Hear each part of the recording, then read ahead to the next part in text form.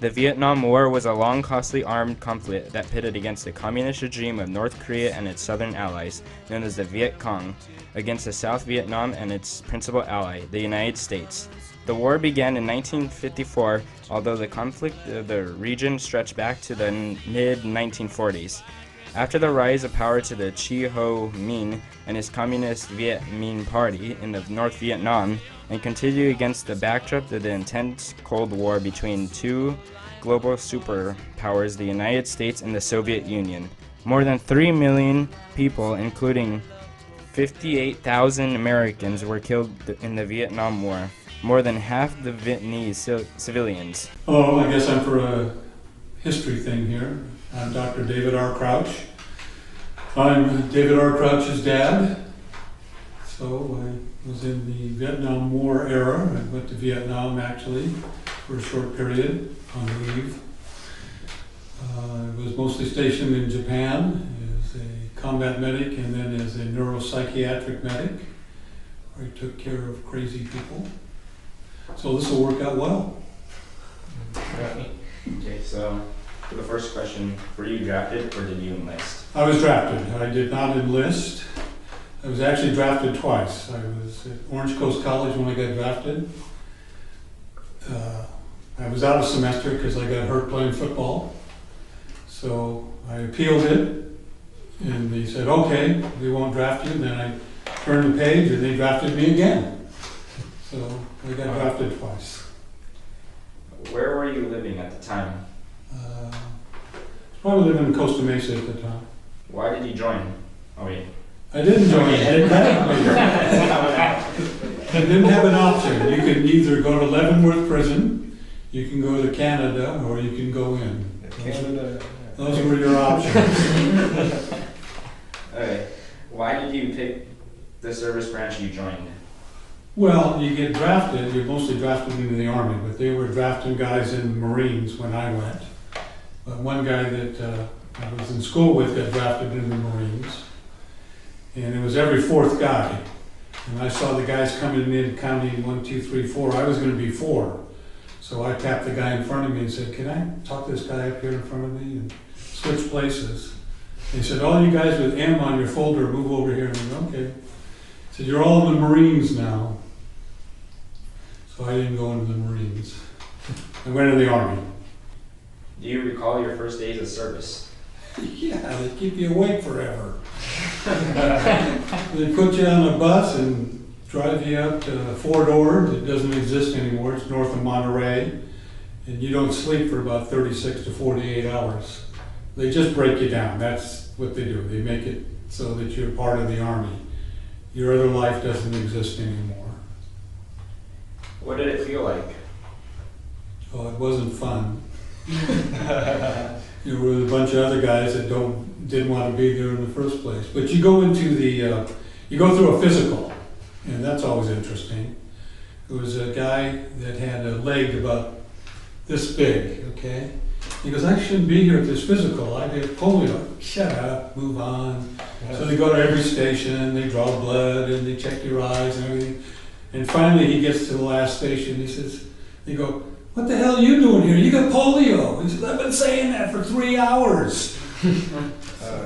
That's how the military works. Okay? Okay. Tell me more about your boot camp training.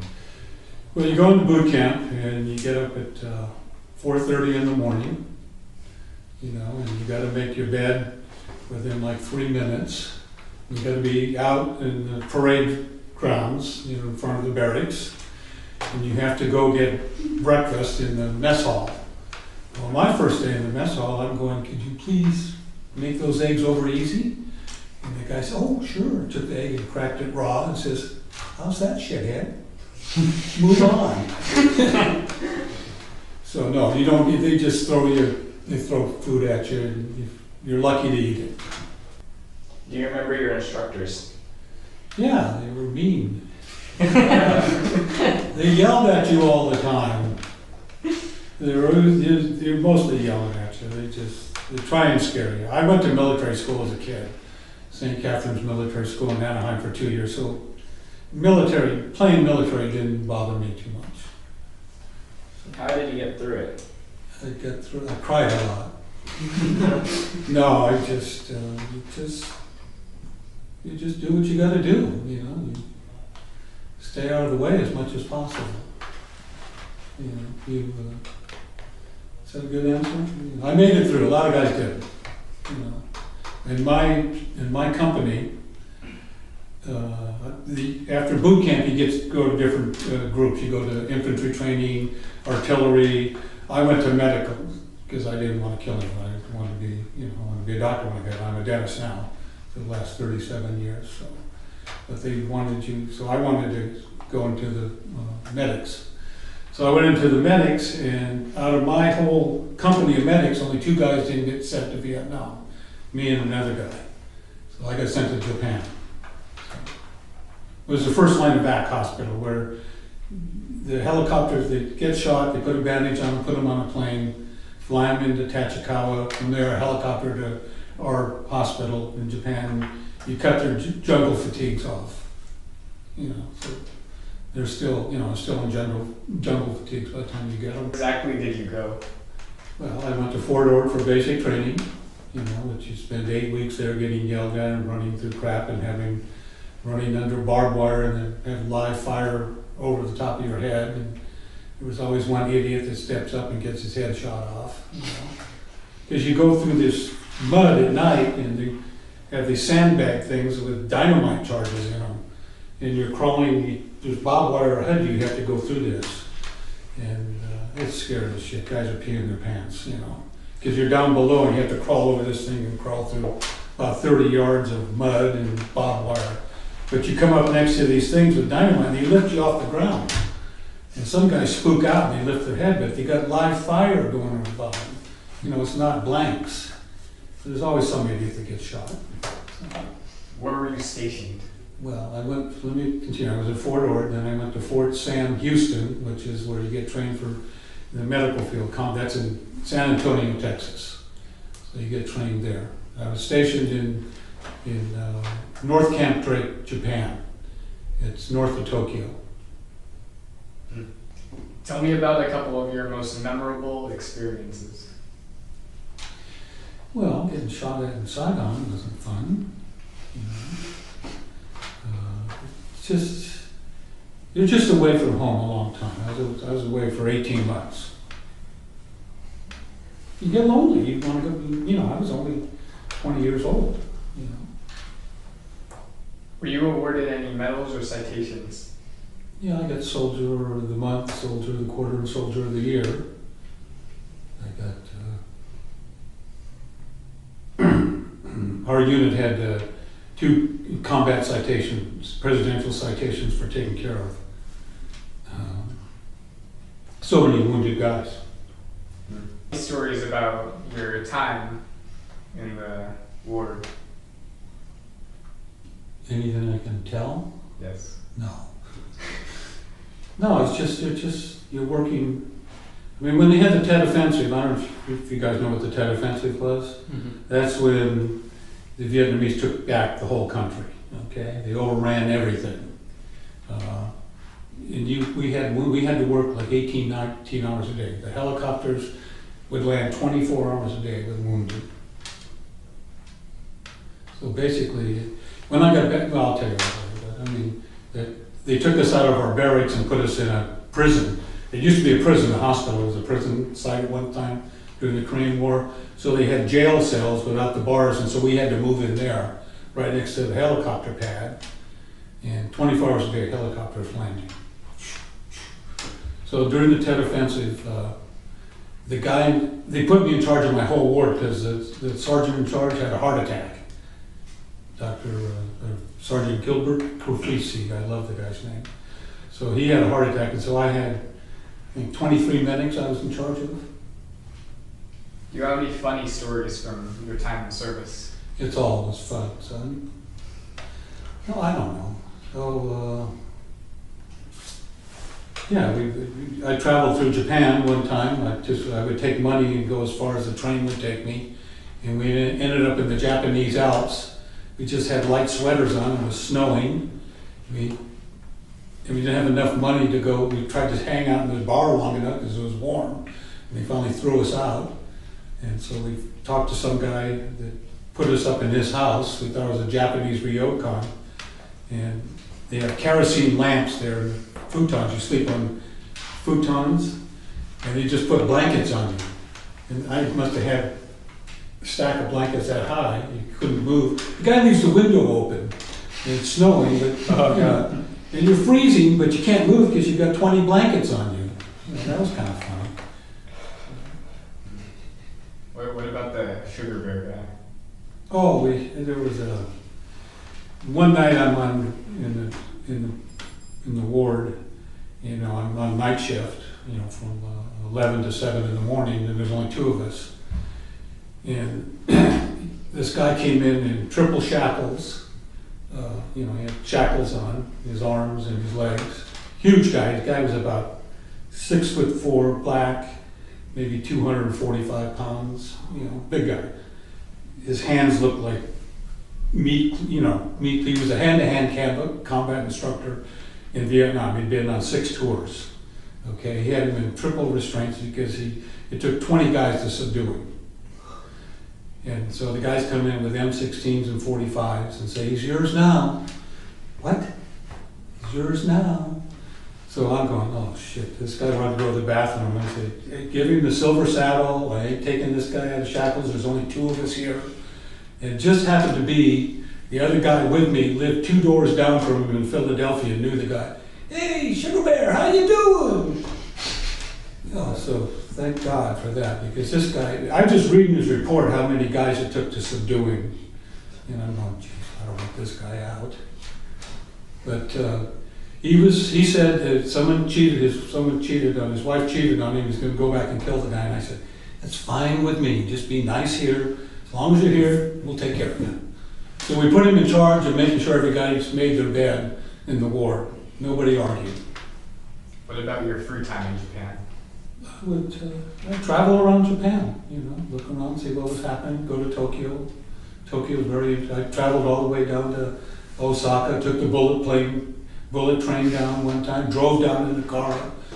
I was flying back one time and the Crown Prince was 5 seats in front of me. You know, he's now the Emperor of Japan. So I go, what's all the commotion? Oh, that's the Crown Prince. Oh, good. Wow. Yeah, so. But he's now, he's the Emperor here. I guess he's getting rid of his title, he's giving it up. Recall any other unusual medical events? Oh, I don't know. You know, I went into the surgical room and saw him cut off a guy's leg, and that made my knees buckle. You know, when you hear the guy's leg crack, you know, I just went, whoa. We had a special surgical team there, the Ware surgical team, and they did special surgeries in that hospital. So, because there were so many wounded. Do you recall the day of your service ended? Yeah, I took the first plane smoking. They offered me to agree up, I think it was like $20,000 in any enlistment station I wanted.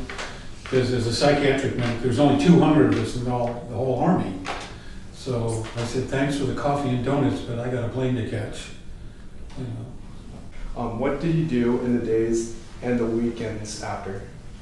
I came home and I was just kind of in shock. It was just, you know, I've been away from the United States for 18 months. Did you work or go back to school? I first went to Hawaii and body surfed for 2.5 months at Makapu Point every day. So then I went back into school at Orange Coast College and finished up there. Then went to UCI. Then I got a job as a medical microbiologist for Baxter Travenol. Got to travel all over the country, different countries, while I was applying to dental school.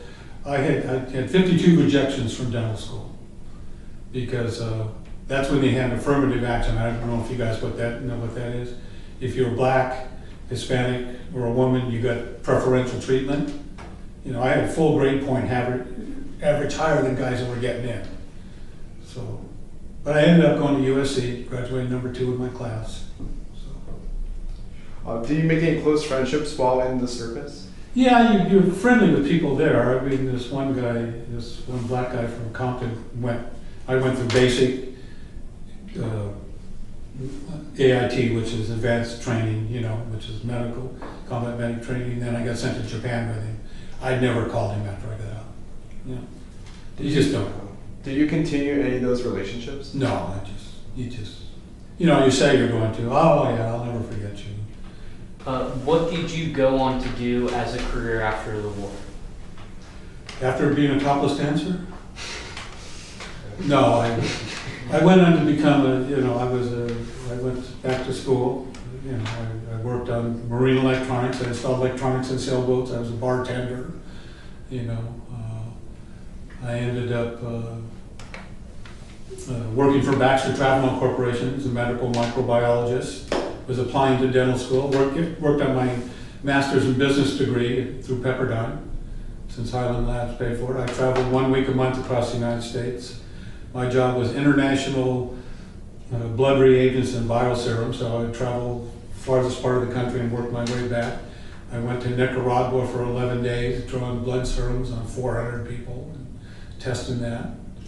And Nicaragua smells too. You know, all these countries. I mean, Nicaragua's nothing but volcanoes. You look out across Lake Managua and there's 4 volcanoes and 3 of them are smoking, and all the buildings are nothing more than 2 stories because anything you build higher, earthquakes break down. It looked like Vietnam. It was all red clay and jungle. It looked exactly like it was about as hot too. So. Did your military experience influence your thinking about the war or about the military in general? Yeah, they try and kill you. They try and get you killed. They put you in harm's way. You know, it's not a thing that you necessarily want to be in. You know, you're a number. That's all you are. You're just you're meat. You're fodder. You know. Do you attend reunions? No. I give money to the Wounded Veterans Associations and stuff, and you know, I give money to the veterans. How did your service and experiences affect your life? Well, I got to see what the real world's like. You know, you grow up. You know, you realize that it's all not sweet and roses like Newport Beach. You know, there's tough people. When I was in Thailand, you're going down the rivers there, and you see people eating out of garbage heaps, and they're glad to get the food. And then we got people here that complain that it's not just right. You know, well, you didn't give me enough money. You didn't give me this. And these people are happy to eat garbage. Is there anything you would like to add that we would have not covered if this in this interview? Yeah, be nice to vets. What meal did you have right when you came home? Do you remember? I don't know. I don't really remember.